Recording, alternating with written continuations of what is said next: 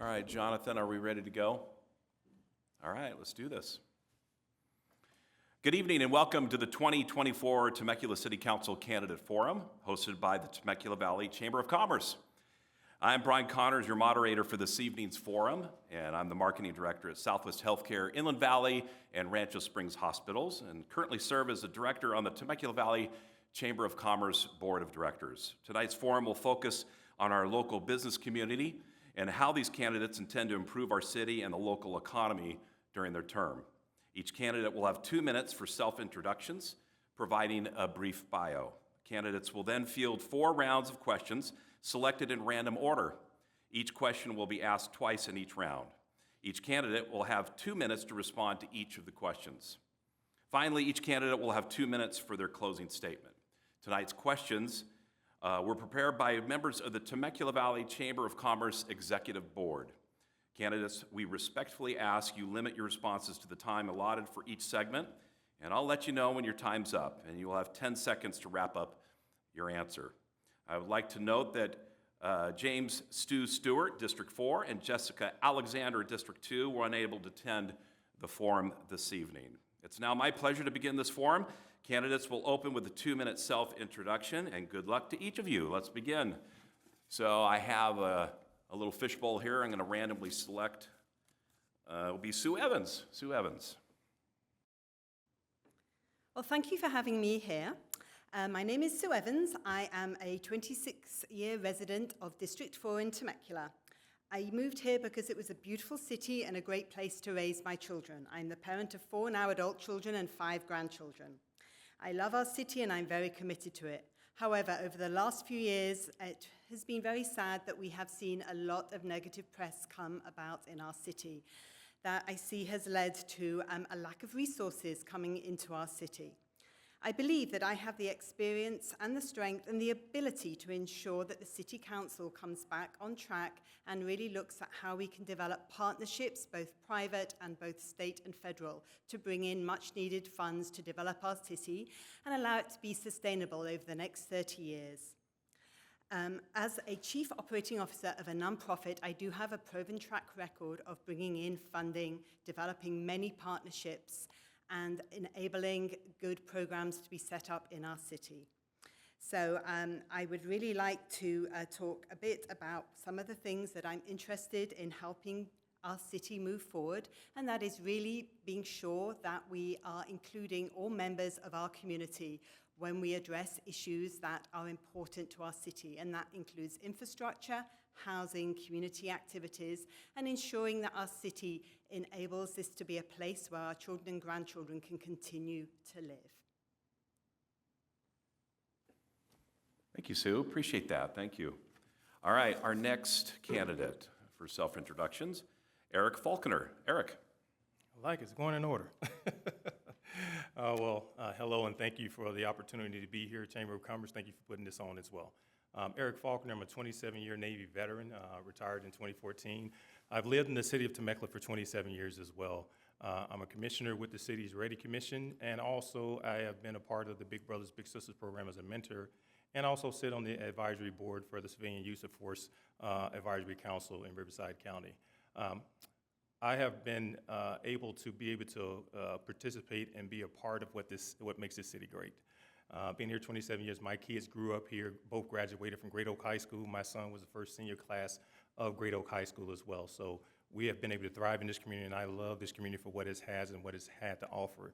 Over the last 4 years, I've just sat back as a commissioner and learned that there's so much more that we can do in our city in regards to leadership. I feel that leadership matters. Leadership has the ability to connect with people where they are, and actually what they're going through to ensure that their quality of life is taken care of in this city. I think we have a couple of priorities that we need to take care of here. One of those being housing, making sure our businesses and entrepreneurial spirit continues to thrive, and also ensure that people are included in everything we do in regards to the city events and how we connect with each other in the community. So running on those things, and glad to be here today, and looking forward to running and get to November 5th for the vote. So thank you so much. Thank you, Eric. Appreciate that.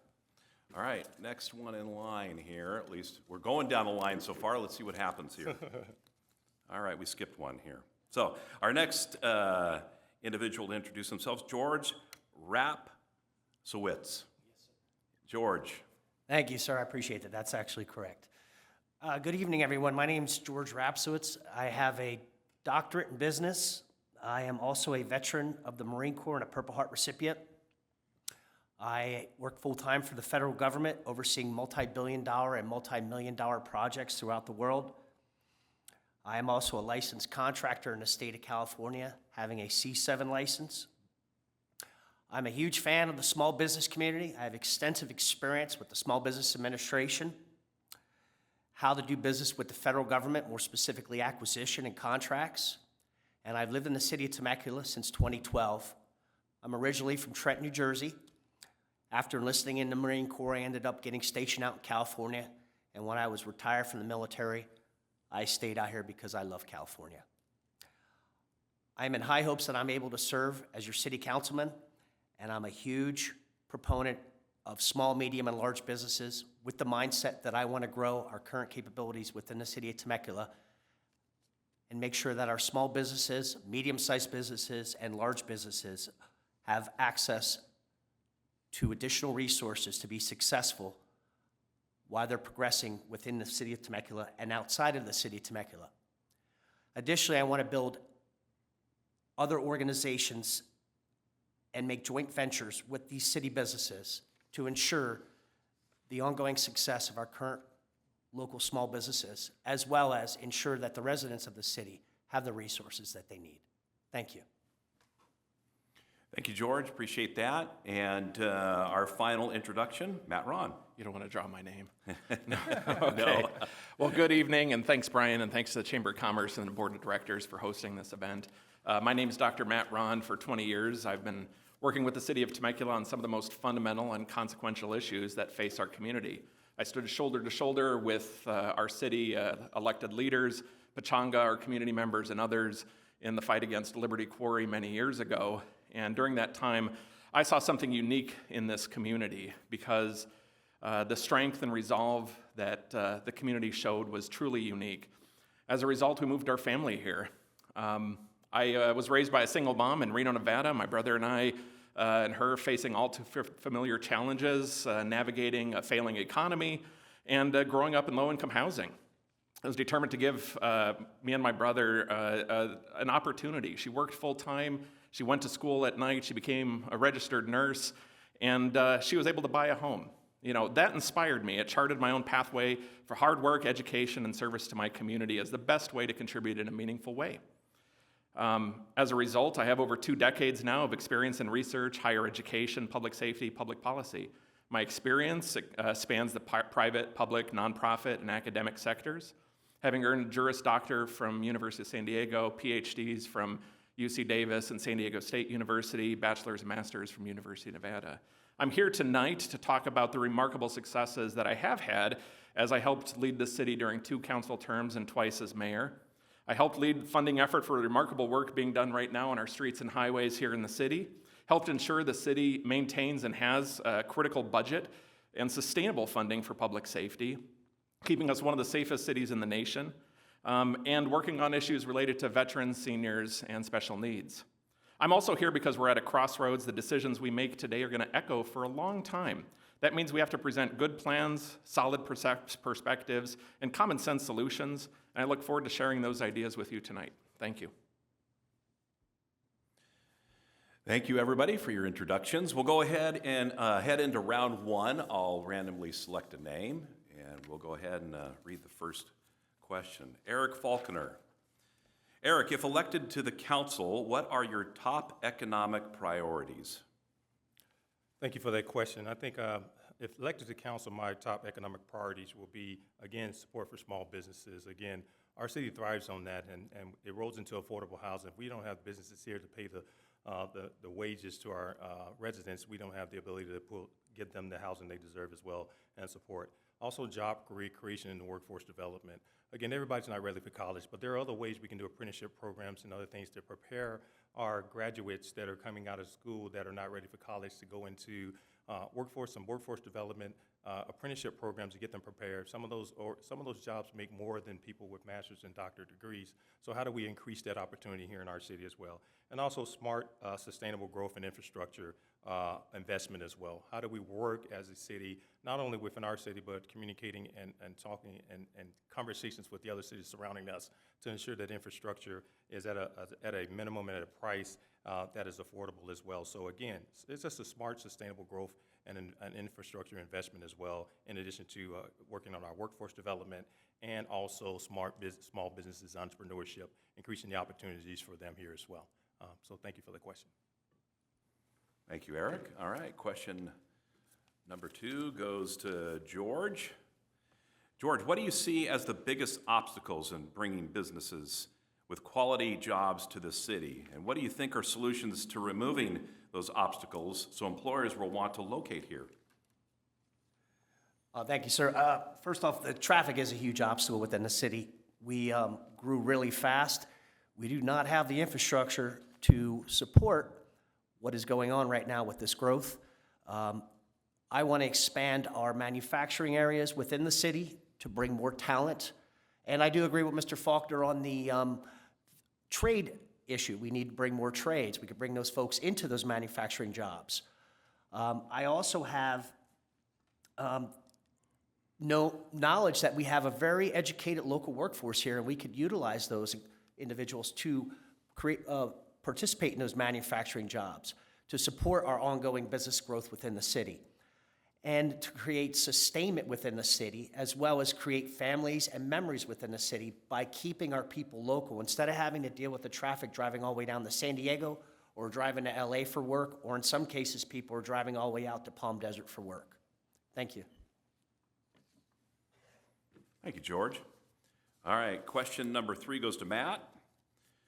Matt, briefly explain how familiar you are with the current innovation in Temecula, and what will you do to drive innovation in our city? You know, that's a great question. As a small business owner myself and a director for a nonprofit research organization located here in Temecula, I have to say I'm extremely familiar with the current state of innovation in our town, and both regionally and statewide as well. We have remarkable businesses here in Temecula. We have folks serving on Old Town local review boards. We have folks who are part of, innovation hubs, manufacturing councils, all sorts of great opportunities for these folks to engage in the community, talk about the work they do, and collaborate together. We even have an entrepreneur center that the city helps fund and operate, and even now a new magazine specific to the Temecula Valley Entrepreneurs Exchange, dedicated to empowering visionaries and igniting success in our community. Even our community members are part of this innovative experience. I've participated in TEDx talks here. They have them annually, and it's this great opportunity to share ideas and talk about innovation. As a professor and a researcher, I also get to work with students, community partners, agencies, and organizations, and we work at the cutting edge of research and training, helping the next generation of first responders become remarkable assets to their own fields of firefighting, utilities infrastructure, emergency operations, and homeland security. And working with our local hospitals and medical professionals, I've witnessed the remarkable growth in service, quality of care, professional recruitment, and resident doctor training in our community, forever changing the look of public service and public health in our community. My goal is to continue to expand those programs. I started that by bringing together opportunities for this city, recognizing that the city isn't just a monolith on its own. We can bring in all these partners, talk innovation, encourage new business, and work on retaining the businesses we have. I proudly created the city's legislative council as well when I first joined the city, and this powerful tool for information advocacy and change has forever shaped this city's future. Thank you so much. Thank you, Matt. Appreciate that. Okay, our last question here for Sue. If elected to the council, what are your top economic priorities? One of the top priorities is that we need to be able to retain and sustain workforce. It is very difficult for our local workforce to be able to afford to live in our city due to the high rate of housing that has gone up way beyond inflation. We need to ensure that we have sufficient housing at different levels in all our community in order that those who work can afford to live here and they're not traveling up and down on the freeway. We already, as people have said, are seeing huge traffic issues and huge issues on our freeways.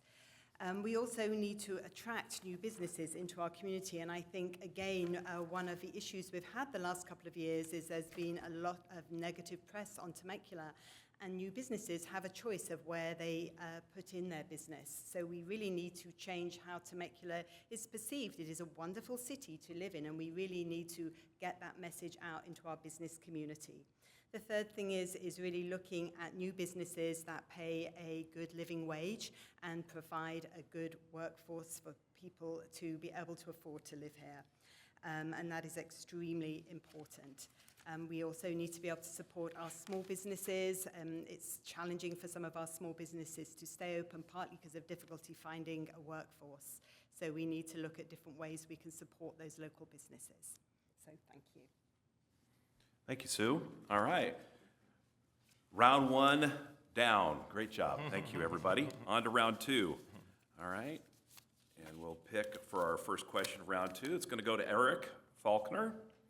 Eric, briefly explain how familiar you are with the current innovation in Temecula and what will you do to drive innovation to our city? Thank you for the question on that. I think where we can see the innovation in Temecula in regards to some of the larger organizations that work here, Abbott, we see Pachanga and the things they do here, in addition to our Mount Jacinto, which we brought in as well. Some things we can do better is, I think, in the college and the education realm, to bring some of those technology jobs here to expand on our ability to be innovative in this area and really keep some of those jobs here. If we can get the training and education here, maybe we can recruit some of the businesses come in. If we can provide the workforce to actually take those, roll into those jobs. So I think that's a real good way to really expand our ability to innovate here as well. We have the wineries. There's an opportunity there for them to expand their reach as well to, again, increase the opportunity for economic development here in our community as well in regards to training and education. And hey, there are people that may want to do wineries in this area as well, and there's land there. So we can, again, expand the opportunity to train and educate the next generation of wine growers to, again, expand our innovation as well. So healthcare and technology and the industry is, we have a wonderful hospital in Temecula Valley Hospital, but there is still a need here for medical support in our community. As we talk about mental health and some of the other things that our community has been struggling with outside of coming out of COVID. So that's another opportunity to, again, expound on our innovation in the healthcare industry, to bring those jobs in, and hopefully bring in businesses as we expound the resources and give our residents the opportunity to get that training to roll into some of those higher tech healthcare industries as well. So that's what I think about our innovation and what we can do to expound on it as well. Thank you so much. Thank you, Eric. All right, question two. This goes to Sue Evans. Sue, what are the top three business issues facing Temecula? And as a member of the City Council, what will you do to address them? Some of the issues that I have seen is lack of new businesses coming into our community and challenges in having sufficient businesses that offer a fair living wage. It has been very difficult to attract those businesses, and there's certainly some opportunities for some public city funding partnerships to be made. There was a bill that went through this year where they're looking at offering more funding to bring into the inland region for electric vehicles, again leading back to if we could offer the training to our young people through our expanded community college, which is great that we have that here now. We could actually have a pipeline to good paying jobs to keep some of our young people in our community. So that is extremely important to work with getting new businesses in here, using some extra funding and assistance to really help those young people get the training we need for jobs of the future, such as electric cars, clean air, and some of the new technical jobs coming forward. We need to make sure that we are bringing good paying jobs into our community. I can't stress that enough because at the moment many people working here cannot afford to live here, and it is difficult for businesses to recruit staff and to sustain staff in our community. Again, with the hospitals, that's something else. We desperately need some more behavioural health services, and we need to support the expansion of some residential beds for behavioural health. Thank you, Sue. All right, question number 3. This goes to George. George, briefly explain how familiar you are with the current innovation in Temecula, and what will you do to drive innovation to the city? Thank you. Temecula, I know that Temecula participates in the Riverside Innovation Event. I'd like to be able to expand upon that. We also have the Temecula Valley Entrepreneurs Exchange. It's a business incubator locally. I'd like to do a cooperative interface with them and see how we can expand outside the area to help grow our local businesses. I would like to enhance our local school STEMs programs. So where I work, we're lacking in a lot of folks that have STEM background experience out of high school, and they're only obtaining it when they go into college. So I'd like to expand that program locally in all the school districts here. I would definitely like to further enhance the city's online capabilities. It's very streamlined right now, but I think we need to build upon that. I also want to collaborate with the local businesses to get them more involved with federal contracting so we can generate more revenue within the city. Additionally, reducing the sales tax simultaneously so that we can help offset some of the inflation going on within the city. Introducing the local businesses to how to do business with the state of California as well as the city of Temecula. Introducing the local businesses on how they can do business with the federal government and expanding upon that. Relationships, having other relationships with the city of San Diego, Menifee, Winchester, Los Angeles, to ensure that these businesses' mindsets are not just limited to Temecula, that they can expand their reach outside of the city of Temecula, thus bringing more revenue into the city via the sales tax. Thank you. Thank you, George. All right, last question for round 2 goes to Matt. In these economic times, are there any budget categories in which you would like to see city spending increased, decreased, or eliminated? And how would you prioritize the city's spending, and why? That's a great question. You know, I've always been a #1 advocate for public safety. Whether or not you realize that our city is regularly stripped of resources when large wildfires or other incidents threaten our region or our communities. When major law enforcement action is needed, we similarly respond, as we should. Someone who has spent, like myself, a career understanding, innovating, and improving public safety, I'm the first one who recognizes the importance of mutual aid and surge capacity when bad things do happen. But let's be realistic for a moment. Temecula is the only city in the region that staffs its fire engines with 4 firefighters. In fact, I was the one that years ago did the original studies that helped set the national standards on firefighter staffing in our country. Temecula, unfortunately, we're not here to help subsidize, you know, the county and our other cities by having those resources. We need to all share in those resources and make sure we're all meeting those same standards, especially the national standards. When big incidents do happen, that means our community has fewer resources to respond to our own residents, from traffic incidents or medical aids. We have a collective resource now available in our region to respond. But unlike the rest of the region when they step up, we need to ensure that during a major event, we have everything we need in town to stay safe. And that means, you know, protecting our resources, protecting our staffing, protecting our firefighters and police.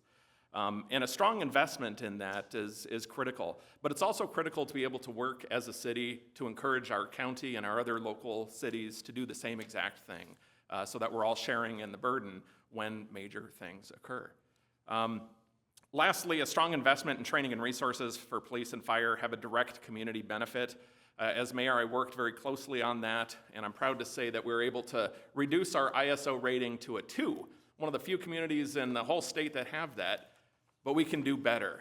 And this has direct implications on our own insurance rates and our own public safety. So we've got a lot of work to do, but we're a remarkable community. Thank you, Matt. Thank you, everybody. That concludes round 2. On to round 3. And our first question goes to George. George, public safety has been a strong focal point for Temecula over the years. What are some actions we can take to remain one of the safest cities? Thank you again. Continued partnerships with emergency services and law enforcement agencies is a must. I would like to expand upon that if I am elected as a city council member. We definitely need to prioritize public safety continuously. I'm a huge proponent of our sheriffs, our law enforcement, our emergency services, and all our fire and safety folks. We need to ensure our law enforcement and public safety have the tools they need to be successful and the support of the community as well. Thank you. Thank you, George. On to question 2. This goes to Matt. Matt, how familiar are you with the city of Temecula and how it conducts business? Please explain ways in which you've participated in city function or provide support. Well, that's kind of a gimme question. I appreciate it. Where to begin? I mean, like I said, I've been working with the city for nearly 20 years now, served 2 terms on the city council and twice as mayor. But also as a business owner, a professor, a consultant, and even a member of our Rotary, I've been heavily involved in this community and the operations of our city. Heck, I even served as a board member for our Temecula Valley Symphony and the Temecula Valley Conservatory of the Arts.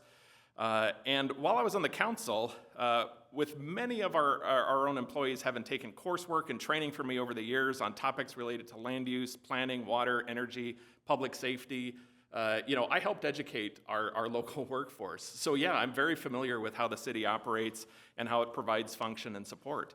I'll say I've had the opportunity to work with many cities and counties and states in my career, and Temecula has some of the most remarkable staff I've ever worked with, truly. They're experts at what they do, they're innovators, they have great minds, and are truly dedicated to serving this wonderful community. My goal has always been to foster this, allow them to be successful, and give our city manager and our executive staff all the tools and support they need to build this amazing city that we live in. My job is also to help buffer our city and our staff and other folks from some of the negative politics, destructive policies, and general shenanigans that tend to go on at the city that distract from the basic job of what a city does. We are an incorporated city. We are incorporated to provide municipal services to our community, public safety being that foremost solemn promise. I promise to continue to do that as a city council member. And I know, working with this city over many, many years in a variety of capacities, I'm well equipped to do that. And I look forward to continuing to serve this beautiful town of ours. Thank you, Brian. Thank you, Matt. All right, question 3 goes to Eric. In terms of economic development in the city, what are the greatest opportunities and challenges over the next 3 years? Thank you for that question. I think the next opportunities and challenges, traffic congestion and infrastructure strain over the next couple of years will be a problem for us. High commercial real estate cost, as we know, is already impacting us right now as we currently today, and talent retention of the workforce development. As we continue to grow, how do we expand on the talent that we have here? If we're going to bring those innovative jobs in here, how do we ensure that we're able to sustain the training and the education of those people who are going to take those jobs? So I think those are 3 of the higher priority events that will affect our economy. And the things that we can do about that is to continue to try to work to get ahead of that. We can project 5 to 10 to 15 years down the line, and what can we put in place to ensure that there's an impact on that. Again, so I think you can see some of the impacts of the traffic studies we've done, but the challenge of that is Menifee is going to build out. And those studies were done years ago, and that means that we will continue to go down that path. So how do we continue to look at widening our freeways, ensure that we have seeking different opportunities for transportation to take the strain of our freeways and take the strain of our residents who are really frustrated with the traffic situation. Real estate costs is going to be a continued thing we have to continue to look at. This is not just a Temecula issue. This is a national, state, county, city issue that we have to get under control and have a conversation to see how we mitigate that and manage that as we go forward into the years. And then the talent retention, bringing the education here, not only the 4-year degrees, but the apprenticeship programs and our tech jobs. We must look for a path to get those that training education here so we can continue to push ourselves into the future in regards to these high-tech jobs and be a place where those organizations, those businesses want to locate because we're making an opportunity for them. So thank you for the question. Thank you, Eric. All right, Sue, you're up for our final question here. Public safety has been a strong focal point for Temecula over the years, and what are some actions we can take to remain one of those safest cities? Well, thank you for that question. And it was certainly one of the choices when I moved here with young children is that we do have a great public safety record. I have sadly had the opportunity to work in many cities where that's not the case and really appreciate the great public safety we have here. I feel that the contract we have with Riverside Sheriffs has been extremely supportive and cost-effective and reduced cost and also kept our cities very safe. Also, our CAL FIRE, again, that contract has been very good as well. And I believe that we have to ensure that we continue to make sure that there is sufficient funding for both the Sheriff and CAL FIRE to continue with their contracts in order to continue to keep our city safe as our population expands. And that is extremely important. So again, I'd like to see that Temecula stays one of the safest cities by ensuring that we continue to support that. And that is also one reason that helps us to encourage businesses to come into our city, because it does have a good reputation that we really need to keep. So thank you. Thank you, Sue. All right, down to our last round of questions. And the first one up is George. George, when the 2028 Equestrian Olympics come to the Temecula Valley, what impact do you think it will have on the city of Temecula, and how can the city support local businesses to prepare in advance? That's a very good question, and that's one of the greatest opportunities as well as probably one of the biggest challenges this city's got coming up. It's definitely going to have an impact on the housing, tourism. We're going to have a lot of traffic issues and public safety, so these are things that we need to start doing right now and create a joint task force with the local surrounding state and federal agencies to mitigate potential risks. But I don't want to just leave it to those agencies. I want to leave it to the key players, which are the constituents within these cities, the small business owners, because they have skin in the game. I'd like to build a coalition of them to see what kind of ideas and recommendations they have to keep their businesses not just afloat, but to make a profit, a good profit off of this, as well as put Temecula further out on the map. Partnerships with the wineries, see what we can do to make sure that we're not impeding on what they got planned for the Equestrian Olympics. Additionally, I want to have a monthly meeting with these folks, these business owners, as well as the residents, to ensure that we're going down the right path and there's a consensus to ensure that this Equestrian Olympics is 100% successful and that the city of Temecula has an opportunity to participate in events like this again in the future. Thank you. Thank you, George. On to question 2 will be Sue. What experience have you had in dealing with legislative issues, as well as negotiating with elected officials and agencies at the county and state level? This is an area that I have a lot of experience over the years. As a chief operating officer of a nonprofit, I also work very closely on different boards and different organizations. I do a lot of advocacy every year in Sacramento and in DC, and also have multiple meetings with different assembly members in order to help bring forward fair, equitable bills. Specifically, my area of expertise is around youth and around housing issues. I was able to testify on a housing bill this year, so I do have a lot of experience. And I have that experience as being a partner with others, and that's so important as a city council member that you don't come here with your own views, but you really look to how we can partner with others, both in our community, at the county, and at the state level. It is extremely important in order to bring the best resources to our residents and our businesses here in our city. Thank you, Sue.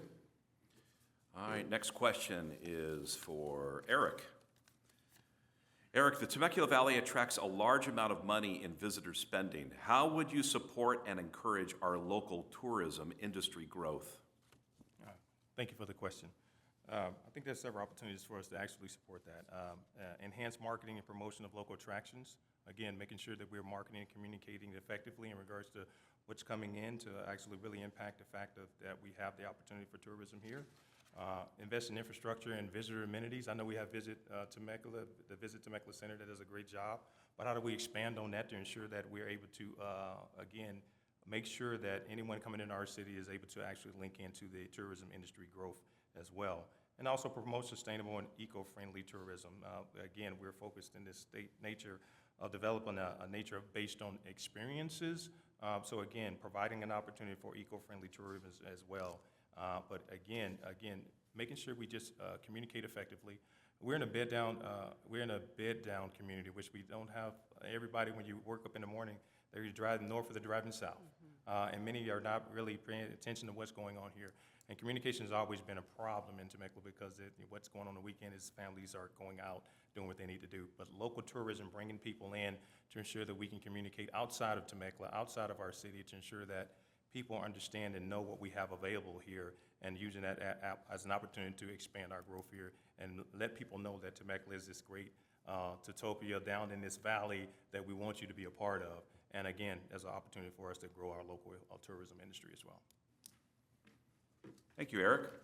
All right, last question for Matt, and in the random draw of questions here as well is the equestrian question, the Olympic question. When the 2028 Equestrian Olympics come to the Temecula Valley, what impact do you think it will have on the city of Temecula, and how can the city support local businesses to prepare in advance? Well, another great question here.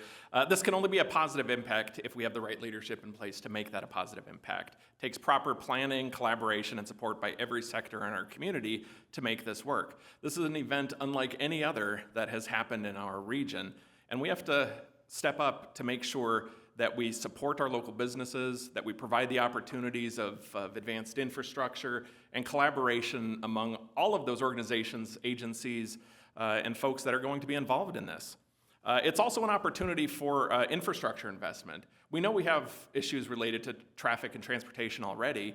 I got a call from Congressman Issa a little while ago talking about this and asking, hey, we need good advocacy in the city council. We need outreach to the federal government and the state government because there are dollars available to invest in your infrastructure.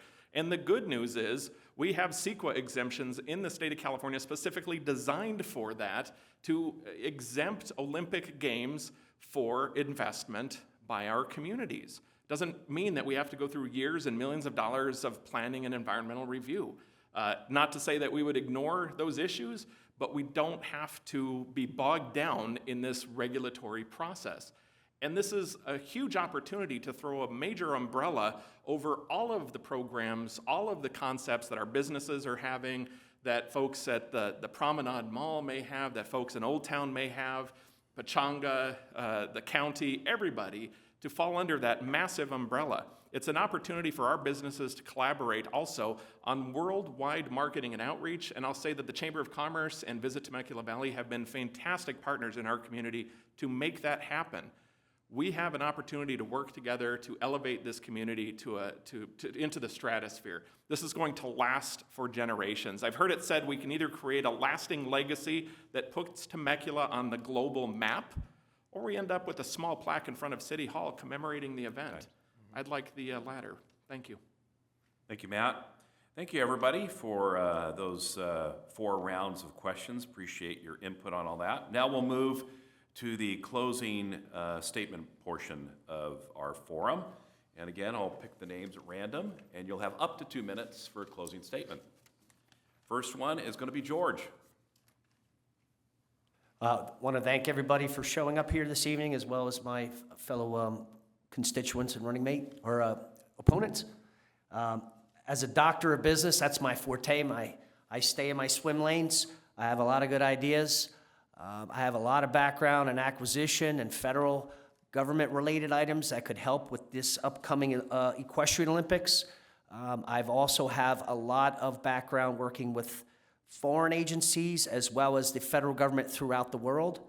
I hope that I have the opportunity to continue to serve my country on the city council, doing my civic duty to my citizens and residents of Temecula, where I've lived for over 10 years now. And I thank you all for your time. Thank you, George. All right, second up here for closing is Matt. All right, thank you all for your time today, and thanks to all the candidates for being here and participating. This is an important process to help everybody understand who we are and what we are all about.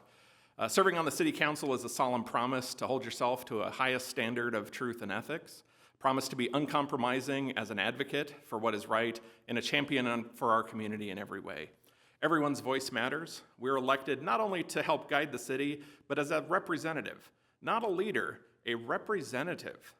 That means your door should always be open. You meet with those who agree with you, and you also equally meet with those who don't.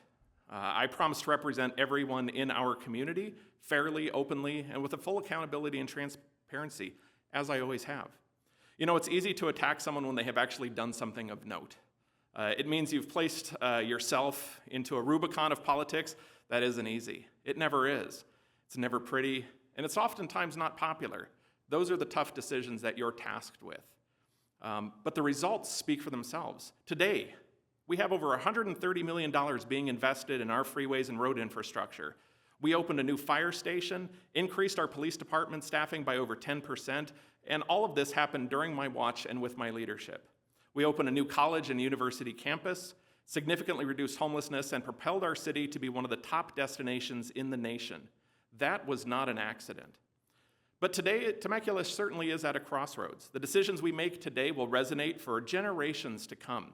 This isn't Little League. Not everybody gets to bat. Temecula, I'm asking you to be careful, thoughtful, and educated on your candidates here today. It's time we ask ourselves, what do we want our future to look like? And who do we want bringing us into that next quarter century? I'm the only candidate proudly endorsed by every public safety organization in our region, including CAL FIRE, Riverside Sheriffs, California Professional Firefighters, California Highway Patrol, and our own district attorney, Mike Hestron. Those endorsements aren't taken lightly. I'm also supported by our congressional representatives, Ken Calvert and Darrell Issa, Senator Jeff Stone, Riverside Auditor Ben Benoit, and current and former council members Jeff Comachero, Marianne Edwards, Mike Nagar, and Zach Schwank. Time to wrap up, please. My work here is not done, and I humbly ask for your support and vote on November 5th. Thank you. Thank you, Matt. All right. Sue. Thank you. Thank you so much for inviting us here and for putting on this forum. We very much appreciate it.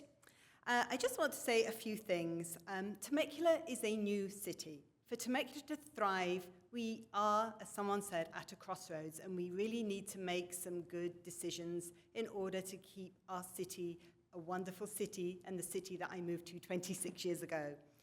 For Temecula to thrive, we must not only attract funding to develop businesses, we also need to ensure that we sustain those businesses. We need to work on our infrastructure and our housing so we are able to develop a good workforce here in our city that live and work in our city, so we don't have this community where everyone is driving up and down the freeway in order to earn enough to be able to buy or rent their homes here in our city. It is important that we keep our future generations having the ability and the choice to go to school here, earn their technical or their college degree, and also to live and work in our city as well. And we have absolutely started that process by the development of our community colleges here, which is wonderful. I am a moderate candidate. I'm working for the community and not on my own agenda, and that's extremely important as a member of a city council. I'm willing to compromise and work together. I have a lot of experience as a leader and an advocate, and experience at securing funding, which is extremely important as we move forward into the next 30 years in order that we can work hand in hand to create a wonderful city. So thank you. Thank you, Sue. And our final candidate, closing statement, Eric. Thank you so much. Well, Temecula, I wanted to say, first of all, Chamber of Commerce, thank you for this. And to the residents of Temecula and District 2, I'm running because I have the passion and energy to run. I've done 27 years as a leader in the United States Navy, leading people from different demographics, cultures, political positions, and it didn't matter to me. There are some who were fearmonger about my position with the commission and actually connecting our residents together in a space where we include every voice. That's what we did as a Ready Commission. Listen to our seniors, we listen to our college students, our children, adults, everyone of every race, to ensure that we have a space in our city for everyone. I am one that listens first and then open my mouth to let you know what I think. I want to connect with people where they are, and I'll meet you in that space. We are here to move the city forward. I'm running on that. I've been a mentor with Big Brothers Big Sisters, and I've dedicated my life to service to country. Now I'm dedicating my life to service to our city. And it doesn't matter where you come from, where you are, I want to be a leader that's for every voice in our city. So that's what I'm running on. That's who I am. And November 5th, I look forward to your vote for me as the next District 2 City Council member. Thank you so much. Thank you, Eric. Thank you, everybody. This concludes the Temecula Candidates Forum. On behalf of the Temecula Valley Chamber of Commerce, I would like to thank each of the candidates for participating in tonight's forum. A video production of tonight's forum will be available on the Temecula Valley Chamber of Commerce website, so please visit temecula.org. Thank you, everybody. Thank you.